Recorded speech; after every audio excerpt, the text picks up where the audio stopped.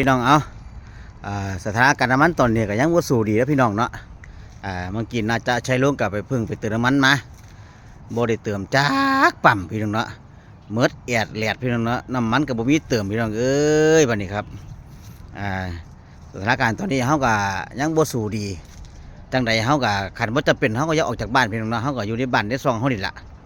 เพราะว่าออกไปก็มีการเติมน้ำมันอีกก็หาเติมยากอีกพี่เนาะเสียน้ำมันเราจะไปเติม2 ปั๊ม3 ปั๊มบ่มีจักปั๊มพี่น้องเนาะ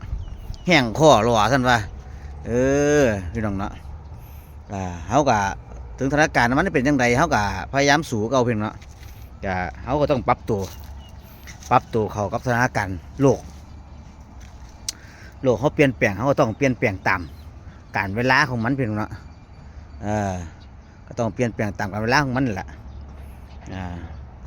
โมกะเฮากะพยายามปรับตัวเข้าหาสู่โลกภายนอกให้ได้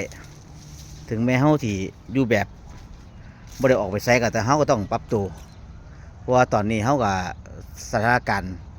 โลกเฮากับท่านผิดปกติอยู่สิออกไปไสก็ต้องระวังพี่น้องเนาะบ่ได้เป็นออกไปเที่ยวกลับบ้านกลับต่างจังหวัดก็ดีก็ต้องระมัดระวังให้ดีว่าก็ต้องเมืองน้ำมันกันเมืองน้ำมันให้ดีว่าสิฮอดใส่พี่น้องเนาะเพราะฉะนั้นแล้วเขาอย่าให้เกิดเหตุการณ์แบบน้ำมันหมดกลางทางจะได้ยู่พี่น้องเนาะจะได้ยู่ได้เข็นเอาขันรถมอเตอร์ไซค์กับพ่อว่าพี่น้องแต่ว่าขันรถใหญ่รถกระบะรถเก๋งเนี่ยก็จะยู่เอาไว้พี่น้องเมื่อยแห้งนะครับน่าจะมาบอกสู่ฟังเพิ่งไปเติมมาบางใดแล้วครับประมาณจะหาที่แหละเขามาห้องแล้วไป2 ปั๊ม3 ปั๊มบ่มีจักปั๊มพี่น้องเนาะหมดแอดเลียดครับมื้ออื่น9 โมงเอาใหม่พี่น้องเนาะเขาจะให้เติมมื้อละเที่ยเขาจะมาส่งน้ำมันวันละครั้งพี่น้องทุกเช้า9 โมงของวันพี่น้องถ้าหมดแล้วก็หมดเลยพี่น้องก็รอถ่าหอนมื้ออื่น9 โมงจังเขาได้เติมน้ำมันกันเขาต้องห้องตู้ปรับในเรื่องการเปลี่ยนแปลงพี่น้องนะโลกเปลี่ยนแปลงเขาก็ต้องรู้จักเปลี่ยนแปลงตามกันเวลาเพราะว่าเขาก็เฮ็ดอย่างบ่ได้พี่น้องก็ต้องเฮ็ดตามขั้นตอนของเขาถึงเขามีเงินเติมแต่เขาก็เติมบ่ได้พี่น้องเพราะว่ามันมีน้ำมันเพราะฉะนั้นแล้วเขาก็ต้องดูแลร่างกายดูแลชีวิตเจ้าของสิออกไปใช้ก็ต้องคิดเล็กคิดน้อยก่อนสิไปเที่ยวยังเก่านี่ก็บ่ได้พี่น้องเพราะว่าน้ำมันก็หายากไปฮอดไกลก็บ่ได้เขาก็ดีมันน้ำมันกลางทางอีกยากอีกพี่น้องเนาะจังไดก็สู้คือเราปรับสภาพร่างกายของตัวของให้กับเข้ากับสภาพเศรษฐกิจทุกมือนี่การอยู่การกินเขาก็ต้องปรับตัวพี่น้องนะค่าใช้จ่ายให้น้อยลงใช้จ่ายให้น้อยลงหาตังค์ให้เพิ่มขึ้นสันว่าแม่นพี่น้องเนาะเพราะฉะนั้นแล้วเขาก็ต้องสู้กับเราฝากเป็นกำลังใจให้ทุกท่านที่กำลังเดินทางก็ดีที่กำลังกลับบ้านก็ดีรถบ่มีน้ำมันก็ไปใช้บ่ได้พี่น้องนะเพราะว่าส่วนรถ100%นี่เป็นการใช้น้ำมันทั้งหมดเป็นบ่ได้เป็นดีเซลบ่ได้เป็น9195 E20 หลายๆน้ำมันพี่น้องนะรถประมาณ100%ส่วนมากเป็นน้ำมันทั้งหมดพี่น้องนะรถไฟฟ้าก็เพิ่งเข้ามาบางแค่บ่กี่ปีพี่น้องนะการปรับตัวหารถไฟฟ้าเนี่ยก็ต้องปรับตัวอีกโดนเพราะว่าเขาซื้อรถเขาซื้อดูบ่ได้พี่น้องนะรถแพง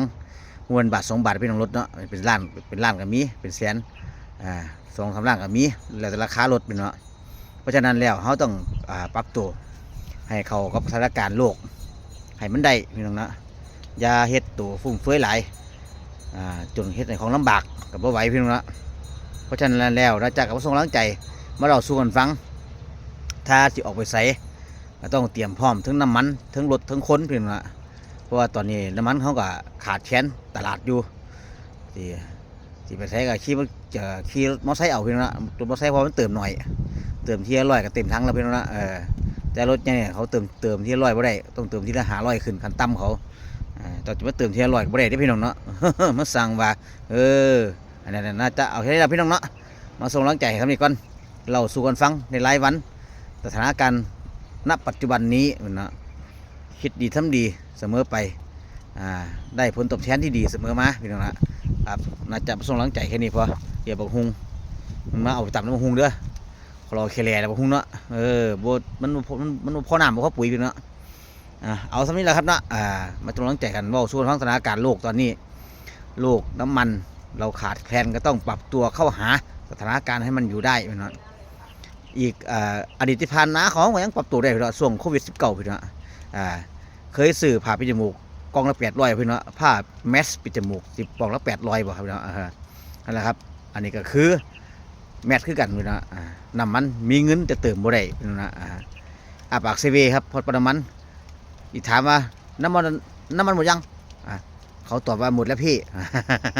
เขาวันถามอยู่เขาแค่ปากเขาตอบแล้วน้ำมันหมดแล้วค่ะพรุ่งนี้9 โมงมาใหม่สันวะ 9 โมงเห็นเนาะ